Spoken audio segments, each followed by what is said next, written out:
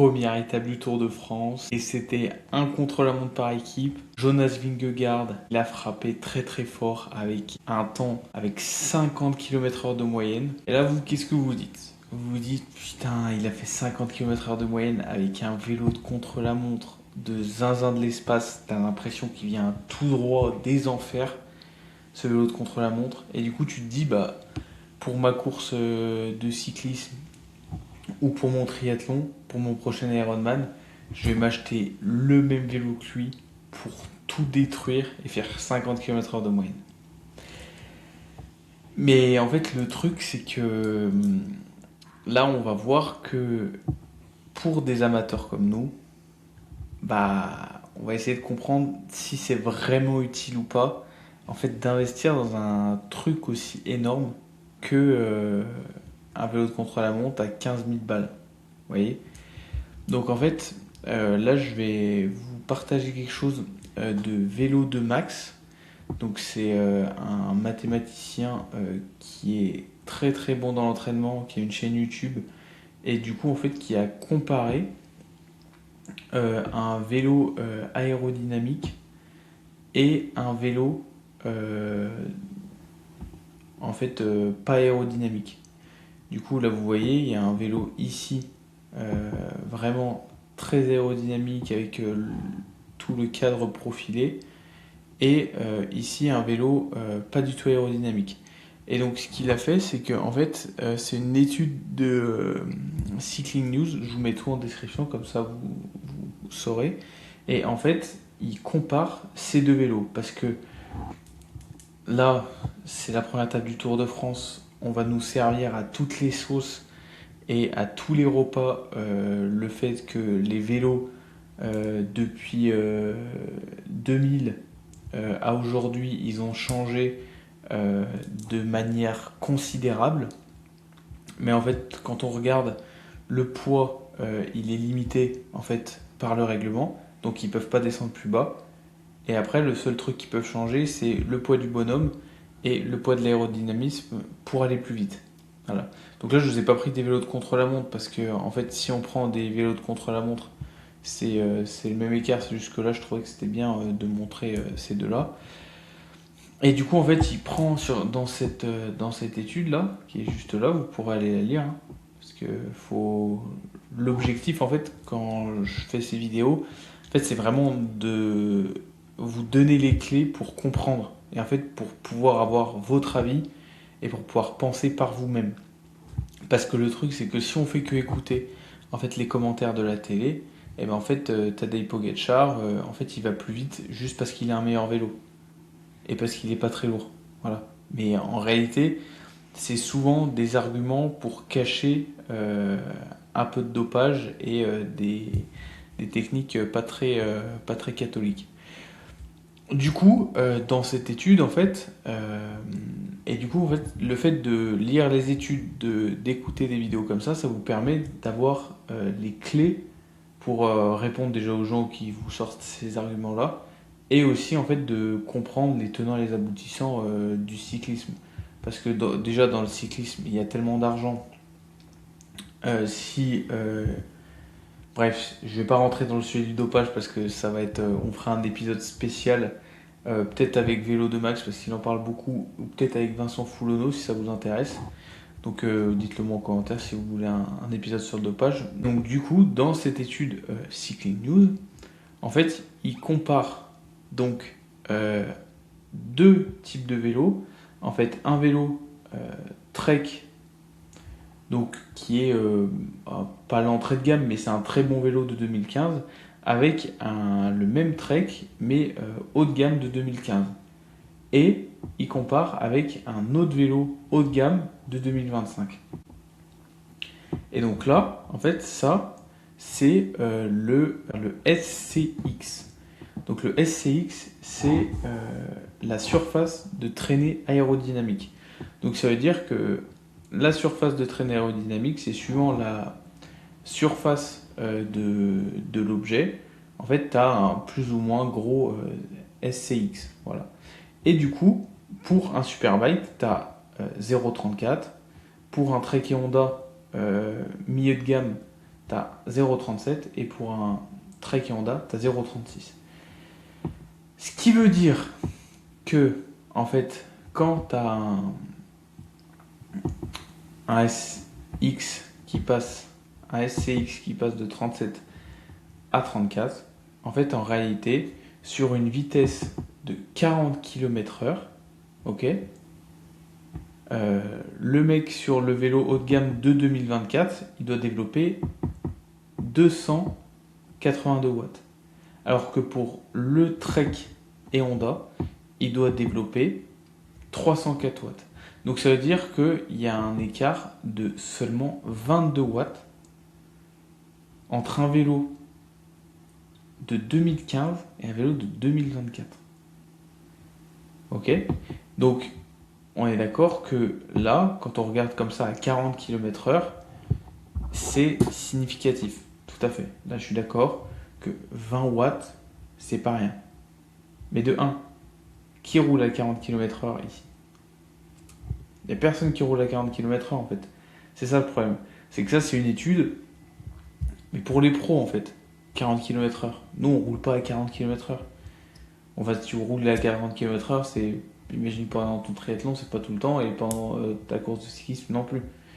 Donc, tu as 22 watts d'écart, et en fait, en termes de vitesse, ça permet quand même de passer de 40 à 41 km/h. Donc, ce qui n'est pas négligeable, 1 km/h de plus, mais c'est à 40 km/h.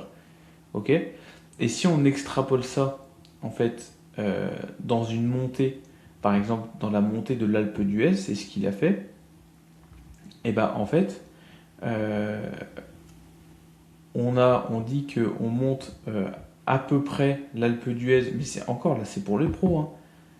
L'Alpe d'Huez en 37 minutes à 22,4 km/h, parce que mon gars, si tu montes l'Alpe d'Huez en 37 minutes, faut aller en pro, hein, je te le dis, hein, parce que là, il n'y a personne qui fait ça dans les amateurs. Ou c'est des amateurs très très forts, mais j'en connais pas beaucoup. Et du coup, en fait, si en 37 minutes, 22,4 km/h, si à 40 km/h, tu gagnais 1 km/h, et tu gagnais 20 watts, ok? Enfin, t'économisais 20 watts. Vous pensez que ça fait combien là? 3 watts. Ça fait environ 3 watts, et du coup, sur la montée de 37 minutes, ça vous fait économiser 15 secondes. Donc ça veut dire que vous mettez 36 minutes 45. Lourd. Lourd là. Lourd, lourd. Et donc en fait là, on voit très très bien que si le fait d'avoir un vélo aérodynamique ou le fait de ne pas avoir un vélo aérodynamique dans une montée, vous gagnez 15 secondes et 3 watts, en fait, où est l'utilité d'avoir un vélo aérodynamique? En fait, c'est ça la vraie question. S'il n'y a aucune utilité à avoir un vélo aérodynamique, en fait, le SCX, en fait, il change, mais le problème, là, qu'on ne dit pas dans cette étude, en fait, c'est que le SCX, il change, il diminue. Du coup, il y a une moins grosse surface. Ok. C'est ça que ça veut dire. Mais en fait, le SCX du vélo, quand tu as un gars dessus, en fait, il est insignifiant. Parce qu'en fait, quand tu regardes un mec qui fait du vélo, tu regardes de face, tu regardes le vélo, ok, et tu regardes le gars dessus, au-dessus. Bah, en fait, le fait d'avoir le vélo, en fait, c'est mieux de se couper les deux bras pour avoir un meilleur aérodynamisme que s'acheter un vélo à 15 000 balles. Je vous le dis, hein.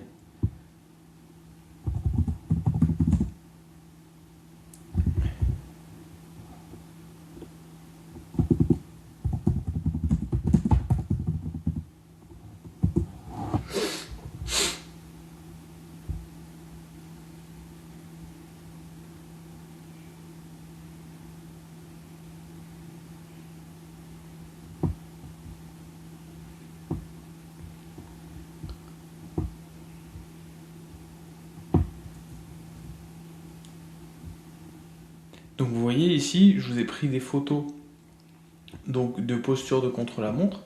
Et donc en fait, quand on regarde le SCX, ok, là, le mec, en fait, c'est plus la position aérodynamique du gars qui compte, ou de la meuf, hein, que en fait le vélo. Parce qu'en fait, ce qui va freiner, c'est pas ton vélo, parce que le vélo, en fait, on peut pas le diminuer indéfiniment. Donc on peut le diminuer là, comme ils ont fait de 20 watts, mais on peut pas faire plus. On peut peut-être faire un peu plus, mais c'est 5 watts quoi. En fait, ce qui est à optimiser, c'est la position du bonhomme sur le vélo. Et quand on voit ça, regardez,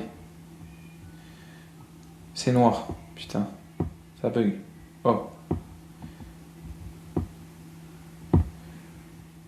Quand on voit le couze là,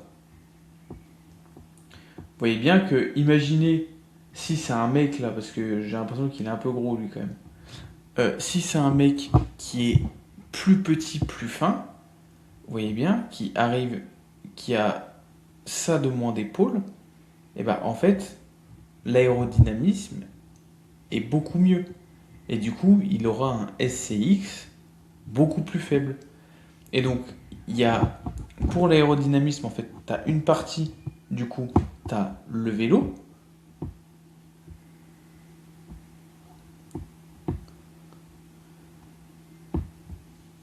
Et du coup, en fait, pour l'aérodynamisme, tu as plusieurs critères. Tu as une partie, c'est le vélo. Voilà. Et on voit que le gain du vélo sur l'aérodynamisme, c'est pas très très élevé. On a vu 20 watts à 40 km/h de moyenne d'économiser. Mais si tu commences à monter, ça fait pas grand chose. Deuxième, tu as le SCX du gars.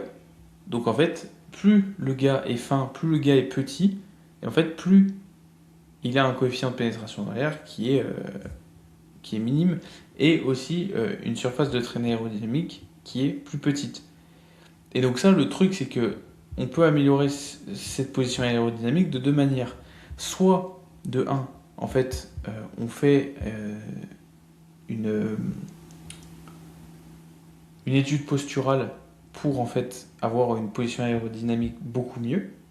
Et donc ça, c'est plutôt sur un vélo contre la montre, parce que sur un vélo de route, vous n'allez pas toujours être penché et tout, mais vous pouvez aussi faire sur votre vélo de route. Ou sinon, en fait, c'est la génétique. Le problème, c'est que l'aérodynamique, en fait, est très ingrat parce que c'est une partie de génétique. Et donc, si vous prenez un gars qui fait 90 kilos comme moi, 1m80, je suis assez large d'épaule, je me mets en vélo en contre-la-montre, bah en fait, je devrais toujours développer beaucoup plus de watts qu'un gars qui fait 70 kilos, qui est beaucoup moins large d'épaule et qui fait 1m60. Vous voyez ce que je veux dire? Donc en fait, il y a aussi une grosse partie de physique qui rentre en compte dans ce coefficient aérodynamique. Voilà. Et cette surface de traînée aérodynamique. Et donc, en fait, si vous voulez améliorer ça, bah faut aller faire plutôt une étude posturale. Mais on comprend bien que là, ça sert à rien du tout, à rien du tout d'investir dans un vélo qu'on vous vend aérodynamique. Ça changera rien du tout. À part la beauté. À part la beauté, parce que les vélos, ils sont ultra moches, ceux qui sont pas aérodynamiques.